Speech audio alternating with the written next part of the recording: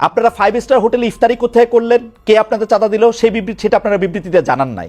আপনারা রূপায়ণটার মধ্যে 2টা বিল্ডিং ভাড়া করে কেমনে থাকতেছেন, আপনারা এই 8 মাসে আপনারা এটা জবাব দিতে পারেন নাই। আপনাদের শোডাউন করলেন কোত্থেকে গাড়িতে, এটার জবাব আপনারা বিবৃতিতে দিতে পারেন নাই। আপনারা কেন হাসনাত আব্দুল্লাহ হঠাৎ করে বললো আর্মি তাদেরকে ডাইকা নিয়ে বলছে আওয়ামী লীগকে রাজনীতিতে আসতে দিতে হবে, তারপরে আপনারা এটার নিয়ে কিন্তু কোনো একটা দলগত অবস্থান আপনারা জানান নাই। আপনারা বিবৃতি দেন না এমন না, কিন্তু আপনারা কিন্তু বিবৃতি দেন। জনাব নাহিদ ইসলাম এবং আপনাদের মিডিয়া সেলের পক্ষ থেকে আমরা অনেক বিবৃতি পাইছি, এগুলি ব্যাপারে আমরা কোনো বিবৃতি পাই নাই আনফরচুনেটলি। টক শো থেকে আপনি কথা কইলেন, এখন আপনার কথাটা কি আমরা শুনবো নাকি আপনার একটা পার্টির বিবৃতি আশা করবো? আপনি নতুন রাজনৈতিক বন্দোবস্তের কথা বলতেছেন, একটা নতুন আপনি আমাকে দেখাইতে পারবেন যে এনসিপির সাথে বিএনপির কি তফাৎ, এনসিপির সাথে জামায়াতের কি তফাৎ? কোন জায়গা দিয়ে আপনারা একটা তফাৎ করতেছেন আরেকটা জায়গা দিয়ে একটা নতুন বন্দোবস্ত আনছেন? একটা উদাহরণ দেখান একটা নতুন বন্দোবস্তের। আচ্ছা খালেদ ভাই, বিবৃতি দিয়েই যদি এসব অপসংস্কৃতি বা এসব ব্যাপার থেকে মুক্ত হওয়া যেত তাহলে বোধহয় বিবৃতি দেওয়া হতো। আমরা কোন কোন বিষয়ে বিবৃতি দিয়েছি আপনি নিশ্চয়ই সেটা যেহেতু খেয়াল করেছেন আপনি খেয়াল করে থাকবেন। এইসব ব্যাপারগুলা বিবৃতি দিয়ে দায়সারা ভাবে ফেরানো যাবে না, এগুলোকে জনগণের কাছে পরিষ্কার করতে হবে। এবং অর্থনৈতিক স্বচ্ছতা আমাদের রাজনৈতিক দল জন্ম নেয়ার আগে থেকে আমাদের অন্যতম প্রায়োরিটি।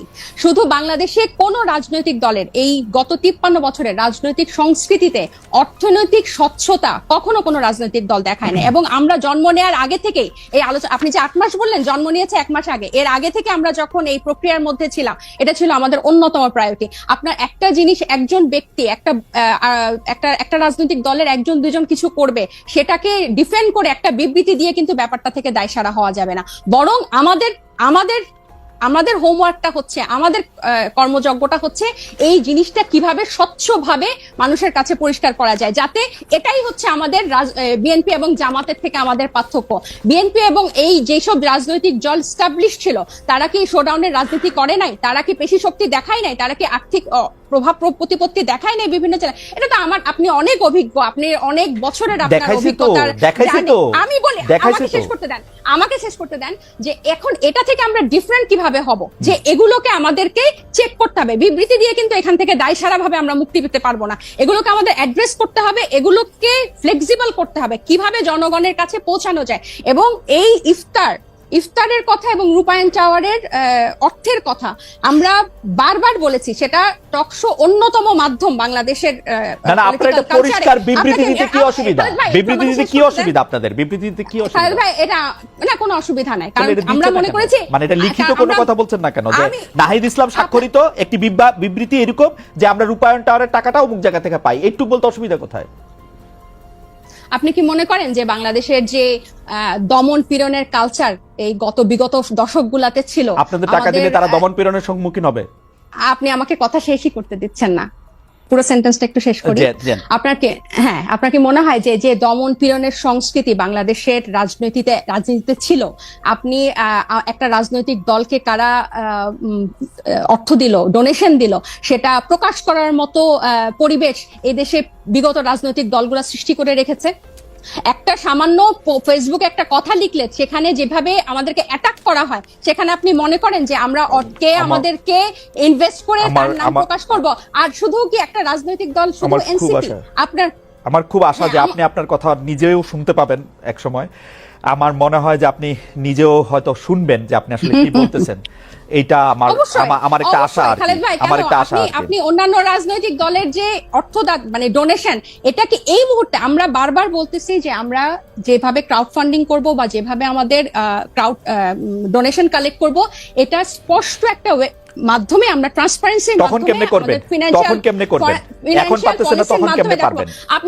আপনি তো উন্নত দেশে থাকেন, ওখানে পলিটিক্যাল পার্টিগুলোতে কিভাবে মেইনটেইন হয়, একদম সেখানে কিভাবে মেইনটেইন পরিষ্কার। আমরা কি এটা একটা অ্যাডপ্ট করতে পারি না? আপনি কি জানেন না যে জো বাইডেনের তখন পারবেন, এখন পারতেছেন না কেন? তখন পারবেন, এখন পারতেছেন না। মাত্র 1 মাস হয়েছে, শুরু থেকে এটা কইরা নিলেন না কেন? যেমন আমি পলিটিক্যাল পার্টি করলে আগে ঠিক করতাম যে তাজনুবা আমাকে 5 টাকা চাঁদা দিছে, সেটা আগে দেখাই দিতাম। এজন্য আপনি পলিটিক্যাল পার্টি করেন নাই, আমরা করেছি। আমাদের এই এবং আপনি বিএনপি আওয়ামী লীগের মতোই আর একটা পলিটিক্যাল পার্টি করতেছেন না, এটা আপনি এত তাড়াতাড়ি 1 মাসে আপনি আমি 1 মাসে বুঝতে পারি। সেটা বলেন না, সবাই বলে যে morning show the morning always not show the days. এবং আমি আপনাকে বলি যে আমরা জুলাই অগাস্টে গণ অভ্যুত্থান থেকে একটা রাজনৈতিক দল আসলো, এরপর জাতীয় নাগরিক কমিটি, এরপর হচ্ছে আমরা দল গঠনে কাজ দিলাম। এবং আমরা কিন্তু এখানে শুধু ছাত্রদের যে একটা অংশ তা না, এখানে কিন্তু সিভিল সোসাইটির একটা বড় অংশ কিন্তু এখানে যুক্ত হয়েছে। এবং আমি আপনার জ্ঞাতার্থে বলতে চাই, এই যে সিভিল সোসাইটির একটা বড় অংশ যে নাগরিক পার্টিতে যুক্ত হয়েছে, এখানে চিকিৎসক আছে, আইনজীবী আছে, ব্যবসায়ী আছে, এবং আমি একটু শেষ করি, এখানে কিন্তু প্রকৌশলী আছে, এখানে টিচার আছে, সাংবাদিক আছে, এবং তাদের একটা কিন্তু ফান্ড এখানে আছে। এবং একটা যখন কর্মসূচি হয় বা ইফতার হয়, এরকম একটা প্রোগ্রামে কিন্তু একটা বড় ডোনেশন বা আমাদের ওয়েলউইশাররা দিয়ে থাকেন।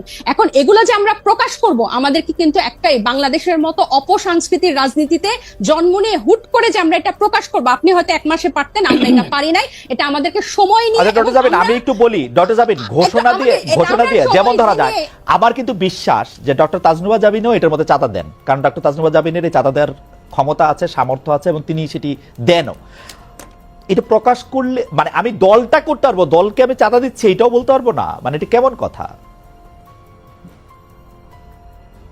আমার অবশ্যই বলতে পারবো, অবশ্যই, কেন বলতে পারবো না? আমরা তো একবারও বলছি না যে আমরা বলবো না, কিন্তু যারা একটা নতুন, আমরা তো একবারও বলি না যে খালেদ ভাই আমরা বলবো না। আপনাকে আমি বললাম যে আপনি যেসব উন্নত দেশে থাকেন সেসব দেশে কিভাবে হয়, আমরাও কিন্তু এগুলো বিভিন্ন ফলো করছি, এবং আমাদের একটা আইটি টিম হয়েছে কিভাবে এই ওয়েবসাইটটা ডিজাইন করা যায়, যেখানে টাকা কিভাবে ঢুকবে এবং টাকা বের হবে দেখানো যাবে। কিন্তু 1 মাসের আগে আপনারা যখন এই প্রশ্ন ইফতারগুলো যখন হয়, তখন 1 মাসও হয় নাই, ওই মুহূর্তে এটা কিভাবে প্রকাশ করব ওই পলিসিটা আমাদের হয় না। বারবার একই উত্তর দিয়েছি। রাইট, একই উত্তর আপনারা দিয়ে গেছেন। আমাদের উত্তরও আপনার রাজনৈতিক দল হিসেবে আমাদেরকে একটু ক্ষমা ঘেন্না করে মায়ের কম দিয়ে আমাদের উত্তর একটু শুনে রাখেন। আমরা দেখতেছি, আমরা যারা আপনাদেরকে টাকা দিছে বলে আমরা সন্দেহ করি, তারা গ্রেপ্তার হয় নাই, তাদের বিরুদ্ধে কোনো মামলা মোকদ্দমা কিছু হয় না, তারা সুখে শান্তিতে আসে, এই হচ্ছে আমাদের। এইটাও আপনারা একটু শুইনা সহ্য করে নিজেদের মধ্যে আলোচনা করেন। আমি একটু মনিয়াপার কাছে যাই। মনিয়াপা, আপনারা মানে আমরা 1 মাসের কম, মানে এদেরকে শিশুর চেয়েও কম বলা যেতে পারে রাজনৈতিক দলের বয়স হিসাবে, 1 মাস ইনফেন্সি, তাদেরকে যখন আমরা জিজ্ঞেস করি এই যে টাকা পয়সা কই পাইছো, ইফতার কেমনে করছো, আমি দেখতে পাই যে আপনারা খুব খুশি হন। কিন্তু আমরা যখন বলি জনাব তারেক রহমান লন্ডনে আসেন, তার ব্যয় কোথা থেকে নির্বাহ হইতেছে, গত 15 বছরে কোথা থেকে তিনি এই টাকা পাইছেন, আপনারা রাজনৈতিক দলগুলি কিভাবে ওপেনলি এই টাকাটা কিভাবে, মানে এনসিপি কিভাবে টাকাটা দেখাবে, এটা বিএনপি দেখাই দিবে তো যে ভাই এইভাবে টাকাটা দেখাবা তোমরা, এটা কি আপনারা দেখান কখনো? কখনো কি আমরা এই কথা কইতে পারি যে গত 15 বছরে আপনি এই দলটা কিভাবে চালাইছেন, আমরা কি এটা কইতে পারি? আপনি খুব ভালো প্রশ্ন করেছেন। আমি আপনার প্রশ্নের উত্তর দেওয়ার আগে আমি একটুখানি বলতে চাই, তাসনুবা যে কথাটা বললেন এতক্ষণ, প্রথম আলো রিপোর্ট নিয়ে কথা বললেন, বিএনপির বয়সটাও বললেন 47 বছর। তো 47 বছরের যে বিএনপি, যার নামে আওয়ামী লীগ 1.5 লক্ষের অধিক মামলা করেছে এবং প্রায় 50-60 লক্ষ আসামি আছে, শুধু আসামি আছে, যে মানুষগুলো একটা থানার মানুষও অনেক দলের নাই। আমি এটা অহংকার করে বলছি না, এটাই সত্য। এখন আমি এই জায়গায় বলছি যে তারা তো মাত্র নতুন 1 মাসের একটা দল, তো তাদের এত প্রশ্নের উত্তর দিতে হয় এবং দিতে পারছে না, কোনো প্রশ্নের উত্তরই তারা দিতে পারছে না। টিউশনি করা যে উপদেশটা 6 কোটি টাকার, না আপা, আপনি আপনার কথা বলেন, আপনি কথা বলেন, আপনি যে অর্থনৈতিক স্বচ্ছতা ওর কাছ থেকে দাবি করেন, আপনি যে অর্থনৈতিক স্বচ্ছতা জাতীয় নাগরিক পার্টির কাছে, তাহলে আপনি আরেকটা প্রসঙ্গ এনে তো লাভ নাই, টিউশনি করেন যে কর্মকর্তা, তার জবাব আমরা সে দিবে। আমি সেই প্রশ্নটার উত্তর অবশ্যই দিব। আমি বলি নাই যে কন্টিনেন্টালের 10টা হোটেল, কন্টিনেন্টালের 10টা রুম আটকায় রেখে 53 কোটি টাকা এই 1 মাসের একটা বাচ্চা দলের, শিশু দলের 53 কোটি টাকা, এই কথা সত্য না, এই কথা সত্য না, এটা বিএনপির প্রপাগান্ডা, এটা বিএনপির প্রপাগান্ডা। আমি এটাও বলি নাই, পত্রিকায় দেখেছি, আমি পত্রিকায় দেখে কথা বললাম। আমি এটাও বলি নাই যে পিজি হাসপাতালের 8টা 10টা রুম মাসের পর মাস আটকে রেখে, আপনার কি বলে কেবিন, আটকে রেখে, সেটা আমি কিন্তু এটাও বলি নাই যে আপনার এই যে প্রত্যেকেই চাঁদাবাজি করতে গিয়ে প্রত্যেকটা জেলায় বলতেছেন আপা, এগুলো আপা আপনি আপনার অর্থনৈতিক স্বচ্ছতার কথাটা বলেন আপা। আমি আমার অর্থনৈতিক স্বচ্ছতা, বিএনপি প্রত্যেক বছর বিএনপির যে অফিস আছে, অফিস থেকে এটার নির্বাচন কমিশনে একটা জবাবদিহিতা থাকে, এটা আমি দেখছি আপা। আপা এটা আমি আমি আপনাদের বলি, এটা আমি গত 27 বছর ধরে দেখে আসতেছি। এইটা একটা এমনই মানে আমি এটা নিয়ে আর কোনো কথা বলতে চাই না। এটা আমি আপনাকে বলি, আচ্ছা, আপনি আমি দেখে আপনাকে বলি যে আসছেন, বিদেশে, আমি আপনাকে বলি বিদেশি সংস্থার কথা যেরকম হইতেছে, আদর্শ সংস্থার কথা যেরকম হইতেছে, বিএনপির বর্তমান চেয়ারম্যান যে দেশে আচ্ছা, থাকেন সেই দেশের ওয়েবসাইটে ঢুকে দেখা যায় কে তাকে কত টাকা দিচ্ছে। আপনি আপনাকে, আচ্ছা আমি আপনাকে একটা কথা বলি। জি আপা। বিএনপি 300 আসনে মিনিমাম আপনার 5টা করে যদি ক্যান্ডিডেট থাকে, একদম একজন আরেকজনের চেয়ে যোগ্য, কোনো অযোগ্য নাই, 5টা করে যদি গড়ে ক্যান্ডিডেট থাকে, তাহলে 3 5 1500, রাইট, 1500 ক্যান্ডিডেট আছে। 1500 ক্যান্ডিডেটের মধ্যে আপনি জানেন বিএনপির ম্যাক্সিমাম অনেক ক্যান্ডিডেট কিন্তু অনেক বাংলাদেশের শীর্ষ ব্যবসায়ী, সবচেয়ে ধনী, রাইট, এবং আওয়ামী লীগের আমলেও তারা খুব দারুণ ব্যবসা করেছে, সেজন্য তারা একটু কৃতজ্ঞ আছে আওয়ামী লীগের কাছে।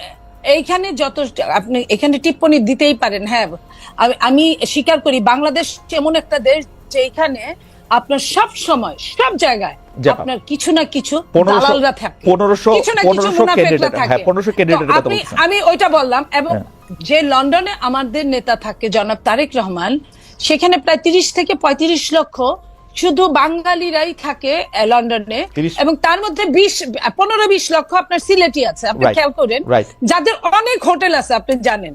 যেমন ধরেন তারেক রহমান সাহেবের সেক্রেটারি আপনি এই কথাটা বললেন না, আপনার বিপদ হবে, আপনি আটকাবেন। আমি বলি, আপনি এই কথাটা বললেন না, আপনার আমি আটকাই, আমি আপনাকে খুবই ভালোবাসি, সেজন্য আমি আপনাকে আটকালাম। আমি আপনাকে বলি, আমার কোনো অসুবিধা নাই, আমাকে বলি, আমি প্রশ্নটা বলি, জনাব তারেক রহমান রে বাংলাদেশে থাকা 1500 সংসদ আমি ওটা বলি নাই, আমি সংসদ